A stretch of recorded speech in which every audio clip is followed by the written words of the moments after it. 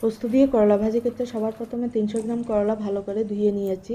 এবার গোল গোল করে কেটে করলার বীজগুলোকে ছাড়িয়ে নেব এবং মাঝখান দিয়ে ফালি করে নেব। একটা আলুও কুচি করে কেটে নেব।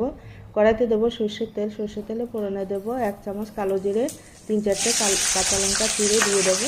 ফোড়নটাকে হালকা ভেজে নিয়ে এবার একটু মোটা করে কেটে রাখা একটা পেঁয়াজ কুচি দিয়ে আরও কিছুক্ষণ নেড়ে চেড়ে 1 চামচ হলুদ গুঁড়ো, স্বাদ অনুসারে লবণ দিয়ে কিছুক্ষণ নেড়ে চেড়ে তারপরে কেটে ধুয়ে রাখা আলু আর করলাটাকে দিয়ে দেব।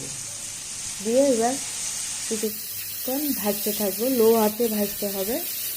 এভাবে কিছুক্ষণ ভেজে নিয়ে নামানোর আগে দিয়ে দেব 2 চামচ পোস্ত দিয়ে আরও কিছুক্ষণ 2 মিনিট মতো এইভাবে নেড়ে চেড়ে বাস রেডি হয়ে গেল পোস্ত দিয়ে চটপটা করলা ভাজি। তো বন্ধুরা, এরকম নিত্য নতুন রেসিপি দেখতে আমার চ্যানেলটাকে অবশ্যই সাবস্ক্রাইব করবেন আর এইভাবে একবার বাড়িতে করলা ভাজি করে অবশ্যই কমেন্ট করে